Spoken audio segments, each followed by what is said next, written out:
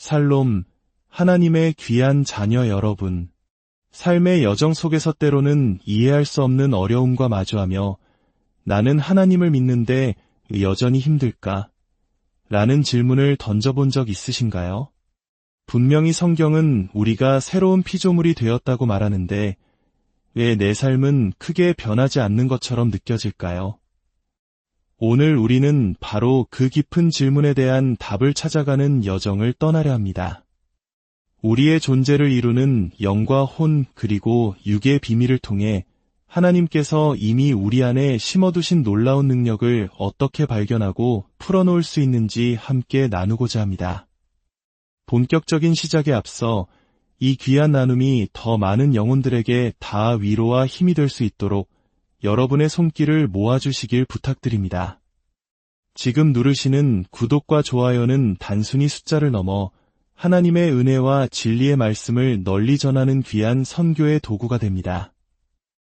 여러분의 그 작은 섬김 위에 하나님의 풍성한 축복이 함께하기를 간절히 기도합니다. 이제 우리 안에 숨겨진 하나님의 보물을 발견하는 여정을 시작하겠습니다. 저는 느낌으로 사는 사람이 아닙니다. 저는 눈에 보이는 것으로만 살지 않습니다. 왜냐하면 나의 하나님께서 이미 나를 위한 길을 예비하셨기 때문입니다. 하나님은 선하신 분입니다. 이 진리는 우리 신앙의 가장 근본적인 고백입니다. 많은 성도님들이 이 사실을 머리로는 믿습니다. 하지만 삶의 문제 앞에서는 흔들리곤 합니다. 한 성도님의 간증이 있습니다. 그는 믿음으로 씨앗을 심고 기도하며 기다리는 심고 거두는 법칙에 대한 말씀을 듣게 되었습니다. 그리고 당시 자신에게는 매우 큰 금액이었던 헌물을 믿음으로 심었습니다. 그는 하나님께서 채워주실 것을 믿고 기도했습니다. 그리고 얼마 지나지 않아 그의 집 우편함에 봉투 하나가 도착했습니다. 놀랍게도 그 안에는 자신이 믿음으로 심었던 바로 그 액수의 돈이 정확히 들어있었습니다. 이것은 단지 우연이 아닙니다. 하나님께서는 당신의 말씀을 믿고 행하는 자에게 신실하게 응답하십니다.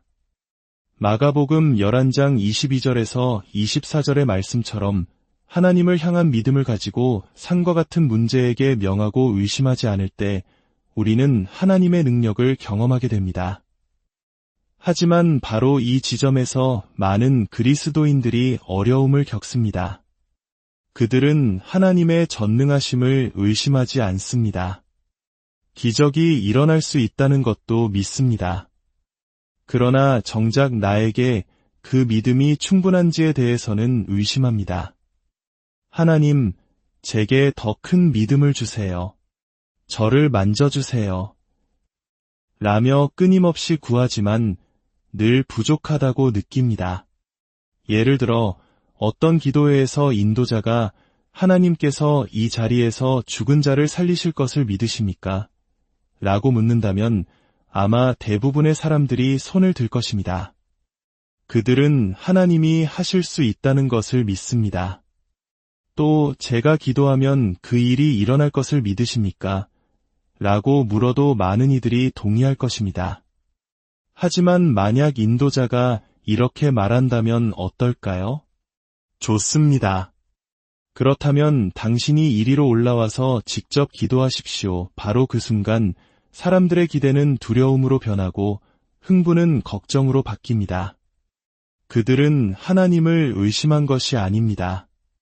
믿음이 역사한다는 사실을 의심한 것도 아닙니다. 그들이 의심한 것은 바로 자신 안에 기적을 일으킬 만한 믿음이 있는가 하는 점이었습니다. 이것이 바로 우리가 풀어야 할 가장 중요한 열쇠입니다. 문제는 우리에게 믿음이 없는 것이 아니라 우리 안에 이미 있는 믿음을 우리가 모르고 있다는 것입니다. 그리고 그 해답은 인간의 구조, 즉 영과 혼과 육의 관계 속에 숨어 있습니다. 우리가 예수님을 구주로 영접하는 순간 놀라운 변화가 일어납니다. 그러나 그 변화는 우리의 몸이나 생각에서 먼저 시작되는 것이 아닙니다. 구원은 바로 우리의 영에서 시작됩니다. 우리의 영은 거듭나고 예수님과 같이 온전하며 하나님의 완전한 유로 채워집니다. 믿음, 소망, 사랑과 같은 성령의 모든 열매와 능력이 바로 이 영 안에 이미 주어져 있습니다.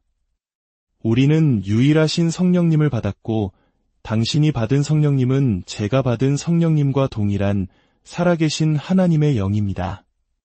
문제는 거듭난 영과 달리 우리의 혼, 즉 우리의 생각, 의지, 감정, 과 우리의 육은 즉시 변화되지 않는다는 점입니다.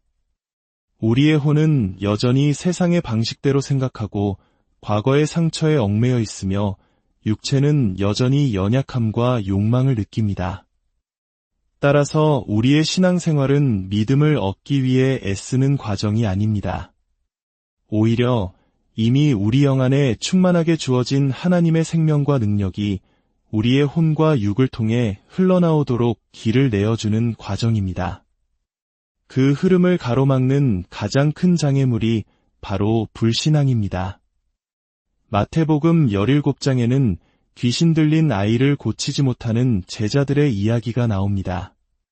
제자들이 예수님께 묻습니다. 어찌하여 우리는 능히 그 귀신을 쫓아내지 못하였나이까? 예수님의 대답은 충격적입니다. 너희 믿음이 작은 까닭이니라. 그러나 예수님은 곧이어 이렇게 말씀하십니다. 진실로 너희에게 이르노니 만일 너희에게 믿음이 겨자씨 한 알만큼만 있어도 이 산을 명하여 여기서 저기로 옮겨지라 하면 옮겨질 것이요 또 너희가 못할 것이 없으리라. 이 말씀은 우리에게 중요한 진리를 가르쳐줍니다. 문제는 믿음의 크기가 아니라는 것입니다. 겨자씨처럼 아주 작은 믿음이라도 산을 옮길 수 있습니다. 진짜 문제는 믿음과 함께 공존하며 그 힘을 무력화시키는 불신앙입니다. 많은 사람들이 믿음과 불신앙은 함께 있을 수 없다고 생각합니다. 믿음이 있으면 불신앙이 없고 불신앙이 있으면 믿음이 없다고 여깁니다. 그러나 예수님은 회당장 야이로에게 두려워하지 말고 믿기만 하라고 말씀하셨습니다. 이는 우리 안에 믿음과 두려움, 즉 불신앙이 동시에 존재할 수 있음을 보여줍니다. 제자들은 귀신을 쫓아낼 수 있다는 믿음이 있었습니다. 실제로 그들은 이전에 귀신을 쫓아낸 경험도 있었습니다. 하지만 아이가 눈앞에서 거품을 물고 경련을 일으키는 끔찍한 광경을 보자 그들의 오감을 통해 강력한 불신앙이 틈타고 들어왔습니다. 그들의 감각이 전해주는 현실이 그들의 믿음을 압도하고 상쇄시켜 버린 것입니다. 그렇다면 이 불신앙은 어떻게 극복할 수 있을까요? 예수님께서는 그 해답을 제시하십니다. 이르시되 기도와 금식 외에는 다른 것으로는 이런 종류가 나갈 수 없느니라 하시니라. 여기서 이런 종류란 특별히 강한 종류의 악한 영을 의미하는 것이 아닙니다. 문맥상 그것은 바로 이런 종류의 불신앙을 가리킵니다. 특히 우리의 감각과 경험을 통해 들어오는 뿌리 깊은 불신앙 말입니다. 불신앙에는 크게 세 가지 종류가 있습니다. 첫째는 무지로 인한 불신앙입니다. 하나님의 말씀을 모르기 때문에 믿지 못하는 것입니다. 이 문제의 해결책은 간단합니다. 말씀을 듣고 배우는 것입니다. 믿음은 들음에서 나기 때문입니다. 둘째는 잘못된 가르침으로 인한 불신앙입니다. 텅 빈 칠판에 글을 쓰는 것은 쉽지만 잘못된 내용으로 가득 찬 칠판의 진리를 쓰려면 먼저 기존의 것을 지워야 하는 것처럼 잘못된 신학이나 가르침은 진리를 받아들이는데 큰 방해가 됩니다. 이 또한 올바른 진리의 말씀을 통해 교정되어야 합니다. 그러나 셋째 유형, 바로 제자들이 겪었던 감각과 경험에서 오는 불신앙은 단순히 말씀을 듣는 것만으로는 극복하기 어렵습니다. 눈앞에 보이는 현실이 너무나 강력해서 말씀이 힘을 잃는 것처럼 느껴지기 때문입니다. 병상에 누워 고통을 느끼는 몸, 텅 빈 통장 잔고, 깨어진 관계의 현실 앞에서 하나님은 선하시다는 믿음을 지키기란 쉽지 않습니다. 바로 이때 우리에게 필요한 것이 기도와 금식입니다. 금식은 하나님을 설득하거나 협박하여 무언가를 얻어내는 수단이 아닙니다. 금식은 하나님을 변화시키는 것이 아니라 바로 나 자신을 변화시키는 영적 훈련입니다.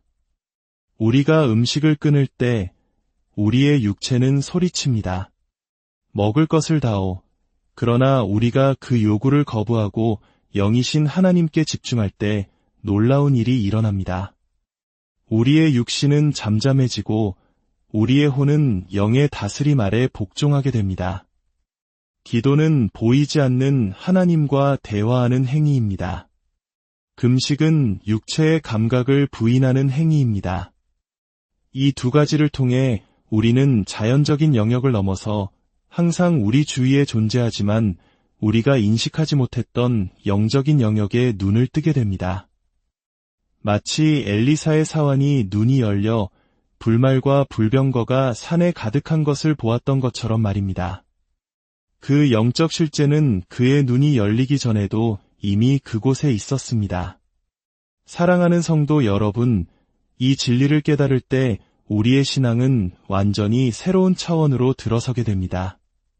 더 이상 하나님, 제게 더 주세요 라고 구걸하는 대신 아버지, 이미 제게 모든 것을 주셨으니 감사합니다. 문제는 하나님이 주시지 않는 것이 아니라 제 안의 불신앙이 그 흐름을 막고 있는 것이었습니다. 라고 고백하게 됩니다. 우리는 기도를 통해 하나님을 찾는 것이 아니라 불신앙이라는 장애물을 치우고 내 안에 하나님이 자유롭게 일하시도록 길을 열어드리는 것입니다. 금식은 하나님을 움직이는 것이 아니라 나의 육신과 혼이 영의 뜻에 순복하도록 훈련하는 것입니다. 이것이 바로 영, 혼, 육의 원리입니다. 당신의 영은 이미 구원받았고 온전하며 하나님의 능력으로 충만합니다. 우리의 남은 과제는 날마다 말씀을 통해 우리의 생각을 새롭게 하고 기도와 금식과 같은 영적 훈련을 통해 우리의 몸을 복종시켜 우리 영 안에 있는 하나님의 생명이 삶의 모든 영역으로 흘러넘치게 하는 것입니다. 사랑하는 여러분, 당신은 결코 부족한 존재가 아닙니다. 당신은 실패자가 아닙니다. 당신의 영은 이미 승리했으며 그리스도 안에서 모든 것을 할 수 있는 능력을 받았습니다. 문제는 당신 밖에 있는 것이 아니라 바로 당신 안에 있습니다. 그리고 그 해답 또한 당신 안에 있습니다. 오늘 이 말씀을 마음 깊이 새기십시오. 그리고 이제는 불신앙의 소리에 귀 기울이는 것을 멈추고 당신의 영 안에 거하시는 성령님의 음성에 귀를 기울이십시오. 그분께서 이미 당신에게 승리를 주셨음을 선포하십시오. 여러분의 삶에 하나님의 평강과 은혜가 가득하기를, 그리고 이 진리의 말씀이 여러분을 자유케 하여 능력 있는 그리스도인의 삶을 살아가게 하시기를 우리 주 예수 그리스도의 이름으로 간절히 축원합니다. 아멘. 이 말씀이 여러분에게 힘이 되셨다면 구독과 좋아요를 통해 이 은혜를 주변에 나누어 주십시오. 진리의 말씀이 더 멀리, 더 넓게 퍼져나갈 때 더 많은 영혼들이 자유를 얻게 될 것입니다.